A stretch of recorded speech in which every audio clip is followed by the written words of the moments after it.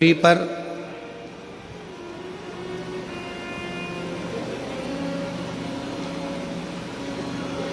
अमीर बनना बहुत सरल है।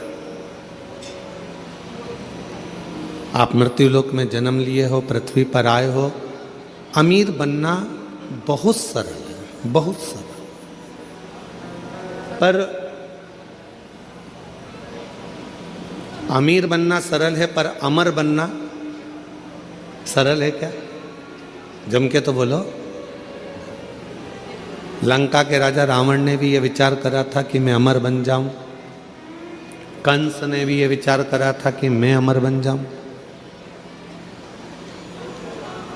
हिरण्यकशिपु ने विचार करा था कि मैं अमर बन जाऊं। हिरण्याक्ष ने ये विचार करा था कि मैं अमर बन जाऊं।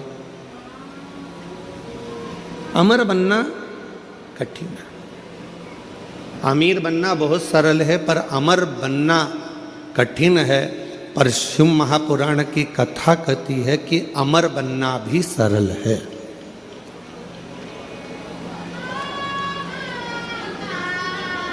कैसे अमर हो सकते हो?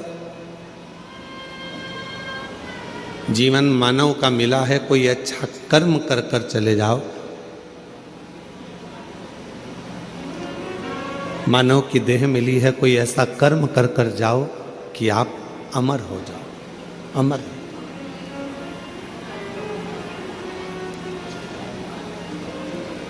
आज संत श्री सतगुरुदेव श्री घासीदास बाबा जी की जयंती है। पूरे क्षेत्रवासियों को, संपूर्ण सतनामियों को और संपूर्ण क्षेत्रवासियों को, जिनके हृदय में सत्य बसता है, ऐसे सभी सतनामियों के चरणों को नमन करते हुए संत श्री घासीदास बाबा की जयंती की पूरे विश्व को बहुत बहुत बधाइयाँ हो। बहुत बहुत। अमीर बनना सरल है, अमर होना कठिन है। पर शिव पुराण की कथा कहती है कि अमर होना भी सरल है। कैसे अमर हो सकते हो?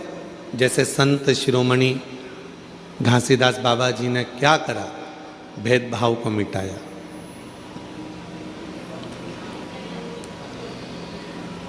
नारी के जीवन का आदर कैसे होना चाहिए, स्त्री का सम्मान कैसे होना चाहिए, संत श्री जगत गुरु गुरुदेव श्री घासीदास बाबा जी ने बताया। सत्य कैसा होता है, अहिंसा परमो धर्म का भाव कैसे होता है, सामाजिक समरसता कैसे होता है, जीवन में उलझनों से निकलने का साधन क्या हो सकता है।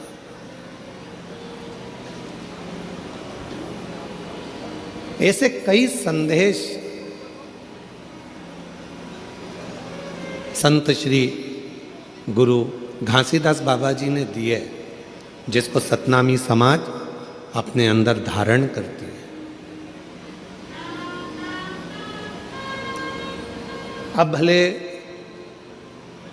संत पृथ्वी पर हो ना हो, पर वो अच्छा कर कर, दुनिया को प्रेरणा देकर, कुछ अच्छा कार्य कर कर वो अमर हो गए।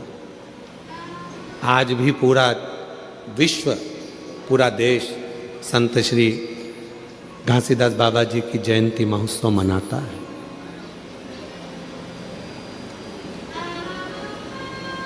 अमर होना इतना कठिन नहीं है।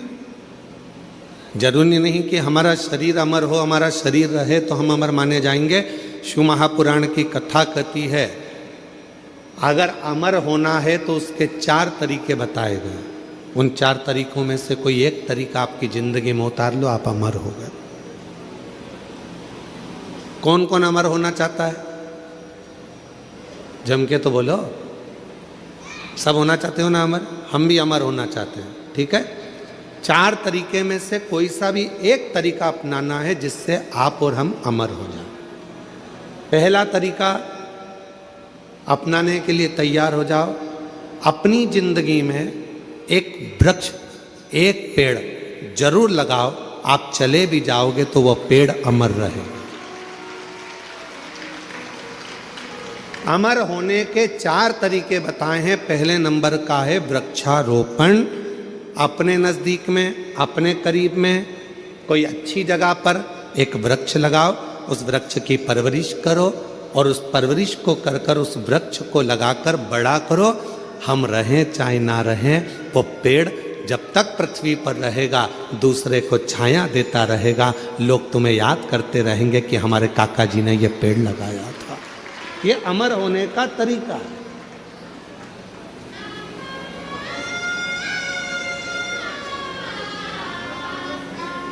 इसलिए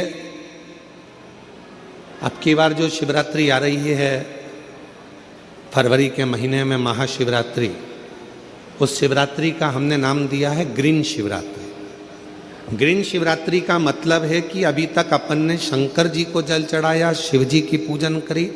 इस वर्ष 2026 में महाशिवरात्रि के दिन सबको एक एक वृक्ष लगाना है, बेलपत्री का पौधा लगाना है, उसकी परवरिश करना है, उसको बड़ा करना है, जिससे आप और हम रहें चाहे ना रहें।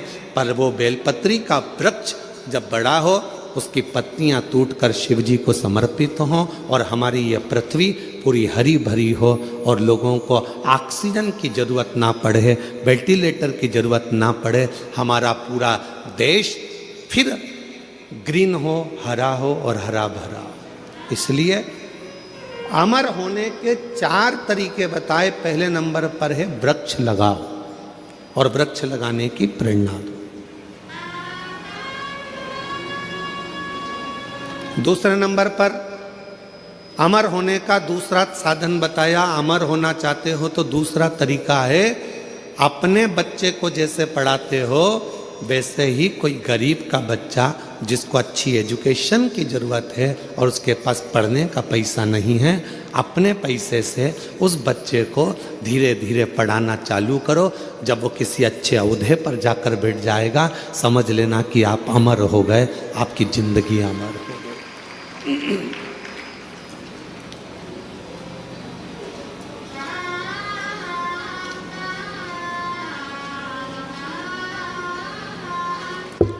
तुम्हारे मरने के बाद चौराहे पर तुम्हारा पुतला लगे चाहे ना लगे, तुम्हारे मरने के बाद घर के लोग तुम्हारा पुतला तुम्हारी जमीन पे लगाएं ना लगाएं, तुम्हारे मरने के बाद तुम्हारे घर के लोग तुम्हारा फोटो लगाएं चाहे ना लगाएं, पर अपने जीते जी ऐसा कर्म कर कर जाना कि मरने के बाद भी लोगों के दिल में तुम्हारी जगह बनी रहे, तो अमर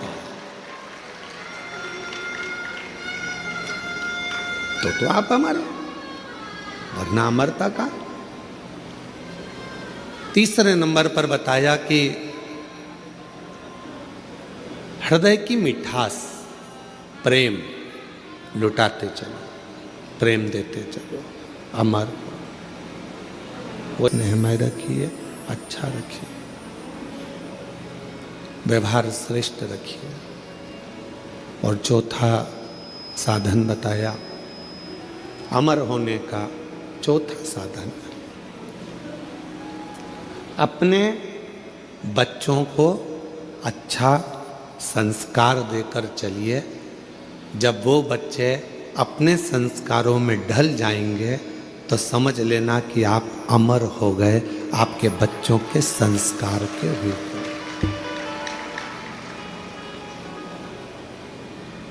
कौन कौन अमर होना चाहता है, बोलो, हाथ उठाओ जल्दी से। होना चाहते हो अमर? 4 साधन में से कोई सा एक साधन ढूंढिएगा। या तो पेड़ लगाइए, या किसी बच्चे को शिक्षा अध्ययन कराइए, या अपने व्यवहार को सुधारिए, या अपने बच्चों को ऐसा संस्कारवान बना दो कि आप चले भी जाओ तो आपके बच्चे संस्कारित रहेंगे, तो आप अमर की अमर रहोगे। आपको कोई भूलेगा नहीं, लोग आपको याद करेंगे। इनके माता पिता भी संस्कारित थे तो बच्चा भी संस्कारित, इनके माता पिता में ये संस्कार था तो बच्चे में ये संस्कार, ये अमरता है, ये अमर हो गया। ये अमर। और करो प्रयास जीवन में अमर होने का। अमीर बनना सरल है पर अमर होना कठिन है। पर शिव महापुराण की कथा कहती है अमर होना भी सरल है। जिसने इन चार में से कोई एक बात को अपनी जिंदगी में उतार लिया तो समझ लो कि वो अमर हो गया, वो अमर हो गया।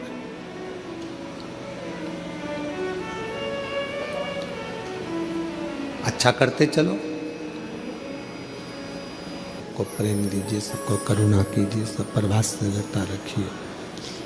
जब सब पर प्रेम होगा, सब पर वात्सल्यता होगी, करुणता होगी, तो आप अमर होते चले जाओगे। मेरे देवाधिदेव महादेव ने माँ पार्वती जी को कौन सी कथा सुनाई थी? जम के बोलो, अमर कथा। कहाँ सुनाई थी? अमरनाथ की गुफा थी। नंदी को नहीं। मेरे भगवान देवाधिदेव महादेव ने अमर कथा सुनाई तो केवल मां आद्य शक्ति पार्वती को सुनाई।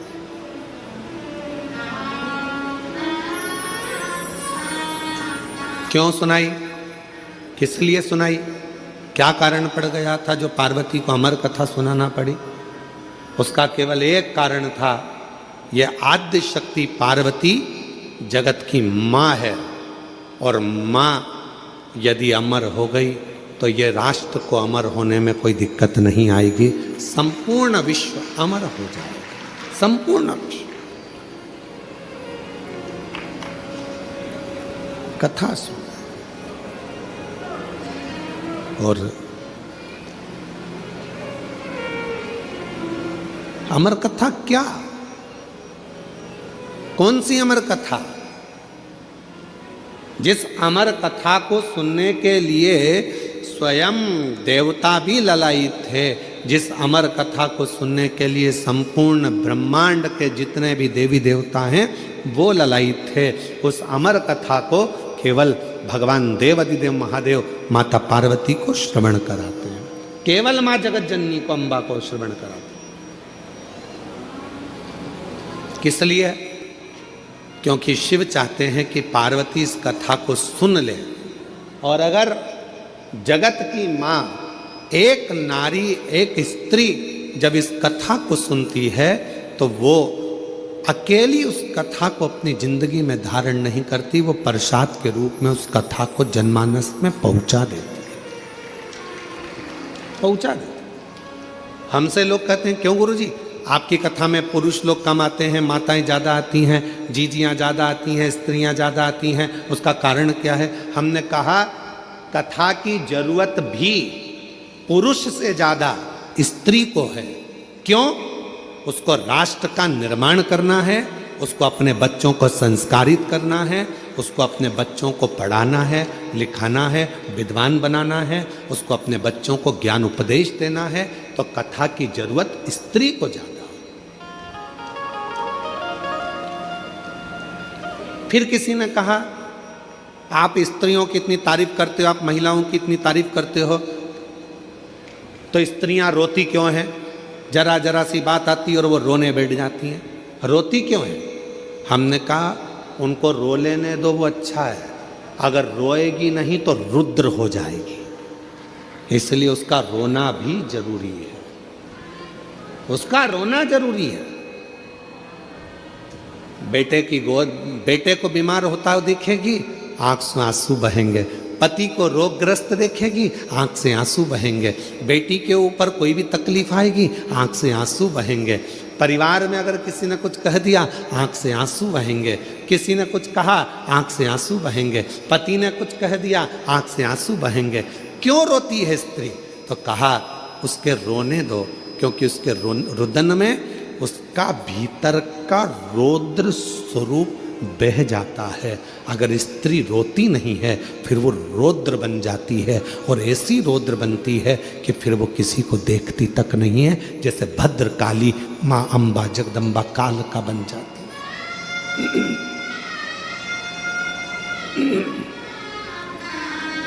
फिर वो भद्रकाली बन गई, वो काल का बन गई।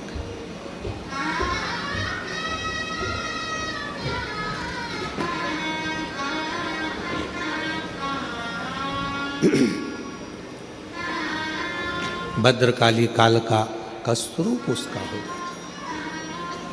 आपने देखा मां काली का चरण किस पे रखा हुआ है? बोलो, जम के बोलो। नीचे कौन सोए? जम के बोलो जरा। बाबा भोलेनाथ। क्यों? मां जगत जननी अपना रौद्र रूप धारण कर ली थी, और क्रोध का रौद्र रूप मां जगत जननी ने ऐसा धारण कर लिया था, ऐसा रुद्र धारण कर लिया था कि वो फिर आखिरी में शिव को भी नहीं देख पाए, भगवान शंकर को भी नहीं जान पाए, शिव को भी नहीं पहचान पाए।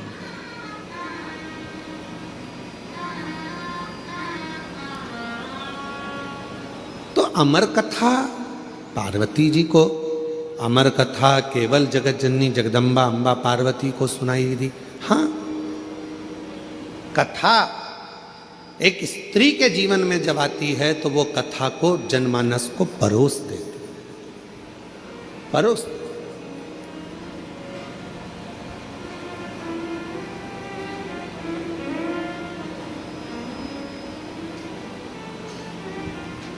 दुनिया में केवल एक स्त्री ही ऐसी है, महिला एक नारी ही ऐसी है, जब सब खा लेते हैं तब आखिरी में वो खाने बैठती है, भोजन करने बैठती है। जो मिल गया उसमें भी उसकी तृप्ति होती है, नहीं मिला उसमें भी उसकी तृप्ति होती है। दूसरे को खाता हुआ, प्रेम से भोजन करता हुआ देखकर वो संतुष्ट हो जाती है, वो संतुष्ट हो जाती है। एक नारी, एक स्त्री।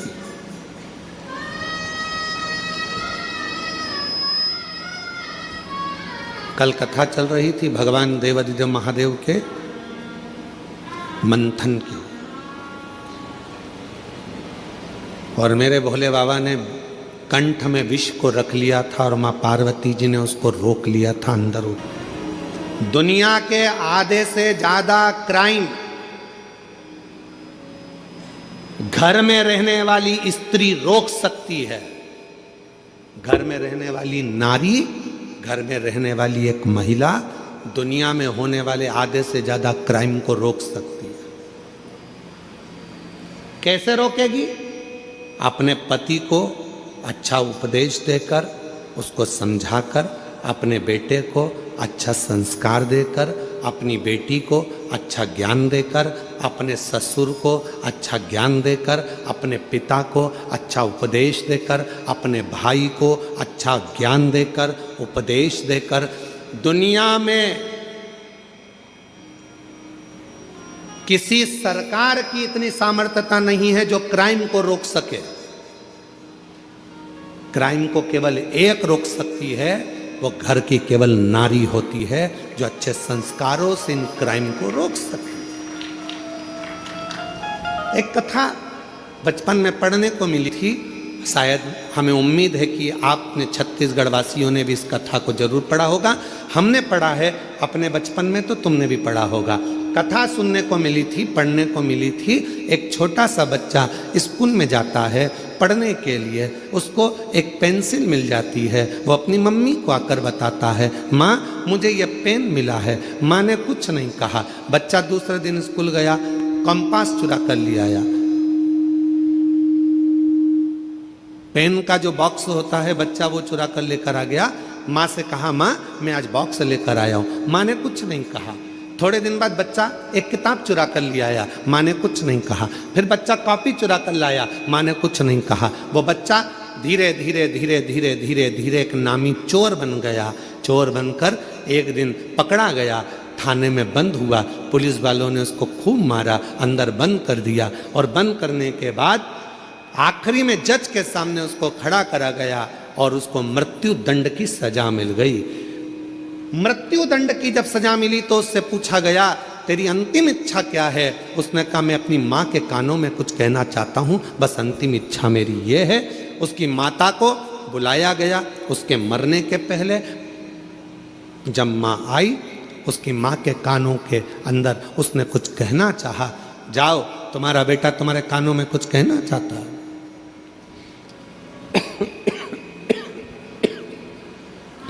माँ ने कान आगे करा, बच्चे ने गला पकड़ रहा है माइक भाई। बच्चे ने माँ के कानों को पकड़ा दांतों से। इतना तेज उस लड़के ने अपनी माँ के कानों को काटा कि उसमें से रक्त निकलने लगा। पुलिस वालों ने उसको छुड़ाया, मुश्किल से वो कान दांतों से छूटा। आखिरी में पुलिस वालों ने पूछा कि ये तेरी माँ है और तूने इसको दांतों से काट दिया? तो कहा आज सूली पर चढ़ाने वाली भी ये मेरी माँ है। जिस दिन मैं पहली बार चोरी कर कर आया था, मेरी माँ मेरे गाल पर थप्पड़ मार देती तो शायद आज मुझे फांसी की सजा नहीं मिलती। आज मुझे फांसी की सजा नहीं मिलती। दुनिया में कोई ऐसी सरकार नहीं है जो क्राइम को रोक सके। क्राइम को अगर रोक सकती है तो वो घर की नारी रोक सकती है।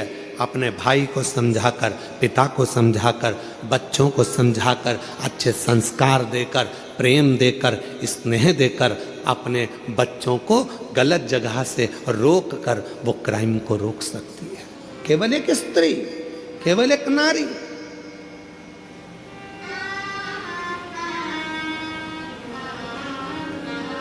उसको रोकना कठिन है, परंतु माँ रोक सकती है, स्त्री रोक सकती है, नारी रोक सकती है।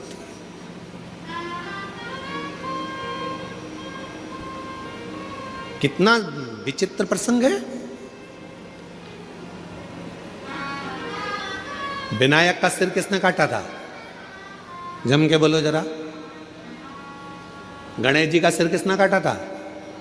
शंकर भगवान। किसका सिर लगाया फिर बाद में? हाथी का।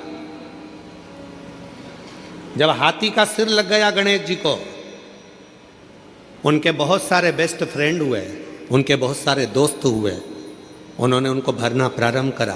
तेरा पिताजी है, तेरा सिर काट कर तेरे को हाथी का सिर लगा दिया। इंसान का लगा देते, मनुष्य का लगा देते, कैसा तेरा स्वरूप बना दिया। लोगों ने भड़काया। गणेश जी गुस्से में लाल होकर अपनी माता के पास गए। माँ, मेरे पिताजी ने मेरा सिर काट दिया, मेरे पिताजी ने मेरे साथ ऐसा किया, हाथी का मुख लगा दिया। कितना विद्रोह भरा था गणेश जी के अंदर कि तेरे पिताजी ने तेरा सिर काटा है, इसलिए तुझे लंबोदर बना दिया। माँ ने समझाया। फिर दूसरी बार बारी आई। कार्तिकेय को बैठने के लिए मोर मिल गया, शिव जी को बैठने के लिए नंदी मिल गए, माँ जगत जननी को बैठने के लिए शेर मिल गया। सारे देवी देवता अच्छे अच्छे वाहन पर बैठ गए। आखिरी में गणेश जी को छोटा सा चूहा दे दिया। फिर दोस्तों ने भर दिया। माँ, पिताजी को तो देखो, मेरे लिए चूहा दिया। दिख रहा था मेरा इतना बड़ा शरीर है, बैठने के लिए कोई अच्छा वाहन देना था, इतना छोटा सा चूहा दे दिया। माँ ने समझाया बेटे को। बेटे के अंदर विद्रोह उत्पन्न हो रहा था। माँ ने कहा बेटा, तेरे पिताजी समझदार हैं, उन्होंने चूहा इसलिए दिया। बड़े बड़े गाड़ियाँ ट्रैफिक में फंस सकती है, पर मोटरसाइकिल और साइकिल कहीं से भी निकल सकती है, इसलिए तुझे छोटा वाहन दिया गया। छोटा वाहन दिया गया।